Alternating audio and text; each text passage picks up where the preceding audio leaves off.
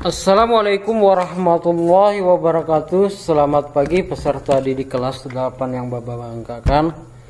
Bertemu kembali dengan Bapak dalam mata pelajaran ilmu pengetahuan alam pada semester genap ini.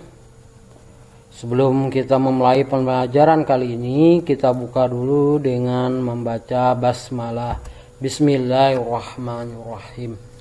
Pada pertemuan ke-26 ini, Bapak akan menyampaikan materi tentang hukum Archimedes. Ya.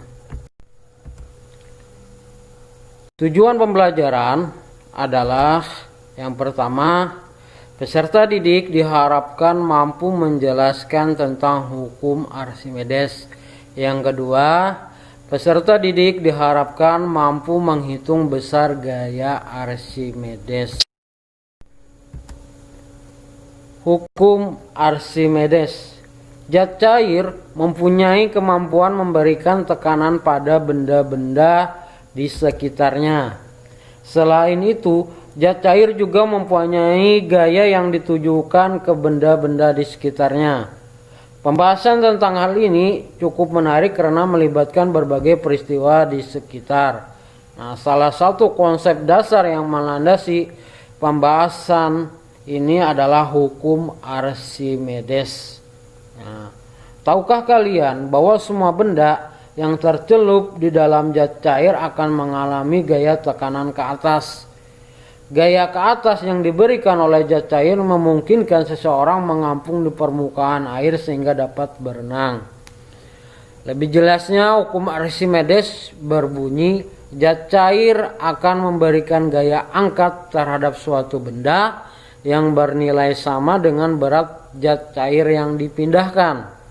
Yang mana gaya Archimedes itu dipengaruhi adanya gaya berat benda.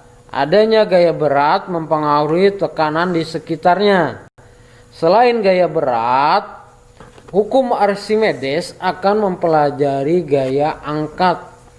Nah, dalam mempelajari gaya angkat, tidak terlepas dari pembahasan fenomena-fenomena ketika benda dimasukkan ke dalam air seperti terapung, melayang, dan tenggelam. Bisa kalian lihat pada gambar di samping.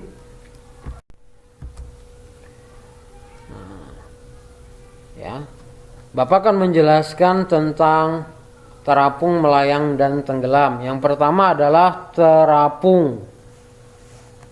Terapung.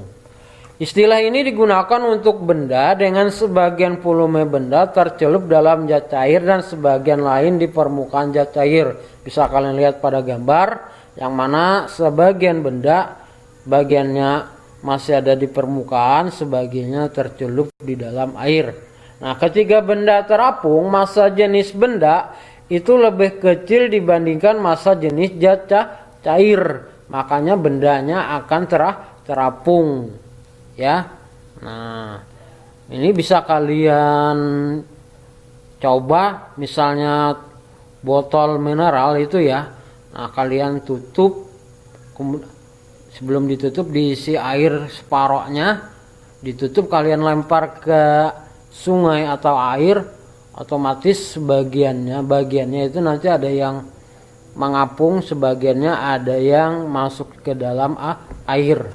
Nah, kemudian kegiatan ini mengakibatkan gaya angkat atau Fa lebih besar daripada berat benda atau Wb. Yang kedua adalah melayang. Melayang menggambarkan letak benda dalam zat cair yang berada di antara permukaan air dan dasar air. Jadi melayang ini dia berada di antara tengah-tengah permukaan air dan dasar air atau zat cair. Ya, dia berada di tengah-tengah di antara permukaan zat cair maupun di dasar zat cair. Yang mana melayang disebabkan massa jenis benda itu sama dengan massa jenis zat cair. Misalnya massa jenis bendanya 2, berarti massa jenis zat cairnya itu juga 2. Nah, itu akan mengakibatkan benda itu melayang. Lain istilahnya yang terapung tadi, massa jenis zat cairnya lebih kecil dibandingkan massa jenis zat cair massa jenis bendanya lebih kecil dibandingkan massa jenis zat cairnya. Contohnya apa? Massa bendanya itu lebih kecil, berarti massa bendanya misalnya 2, massa jenis zat cairnya 5. Nah, itu bendanya akan terapung. Nah, oleh karena massa jenis yang sama, gaya angkat zat cair atau Fa bernilai sama dengan berat bendanya atau Wb. Volume zat cair yang dipindahkan, V cair sama dengan volume total benda. Saya lihat pada gambar. Nah, kemudian yang ketiga adalah tenggelam. Tenggelam menandakan letak benda berada di dasar wadah zat cair.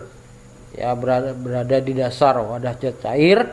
Kondisi ini disebabkan massa jenis benda lebih besar dibandingkan massa jenis zat cair, atau V benda lebih besar dari rho zat cair.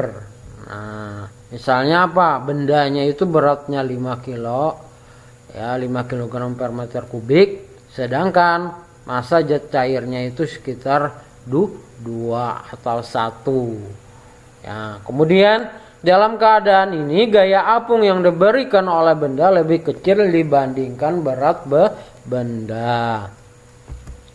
Berdasarkan hukum Archimedes, gaya Archimedes dirumuskan sebagai berikut.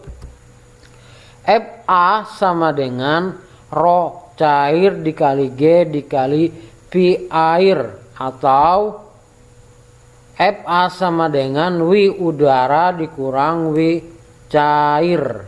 Keterangannya, Fa adalah gaya angkat atau gaya Archimedes, satuannya Newton. W udara adalah berat benda di udara, satuannya Newton. W cair itu adalah berat benda di zat cair, satuannya Newton. Rho cair itu adalah massa jenis zat cair, satuannya kilogram per meter kubik. G itu adalah percepatan gravitasi, satuannya meter per sekon kuadrat. V cair volume air yang dipindahkan, meter kubik.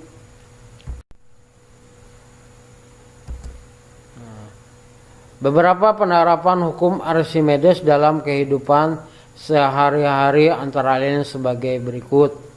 Nah, yang pertama itu adalah hidrometer. Nah, hidrometer merupakan alat yang digunakan untuk mengukur massa jenis zat cair. Nah, konsep yang digunakan untuk mengetahui nilai massa jenis suatu zat cair adalah hukum Archimedes tadinya. Nah, bisa kalian lihat pada gambar hidrometer. Yang kedua adalah kapal laut dan kapal selam. Bentuk kapal laut berupa cengkungan sehingga berat kapal laut yang tenggelam di laut akan mendapatkan gaya ke atas. Gaya ke atas inilah yang akan membuat kapal laut tidak tenggelam. Kapal selam terbuat dari baja. Baja adalah logam yang terbuat dari campuran besi dan karbon, sehingga massa jenis baja akan lebih besar dari massa jenis air. Nah, ketika kapal selam akan tenggelam, air laut dimasukkan ke dalam penampung badan kapal sehingga berat total badan kapal menjadi lebih besar dari gaya apungnya. Agar tidak terus tenggelam, maka pada kedalaman tertentu air di dalam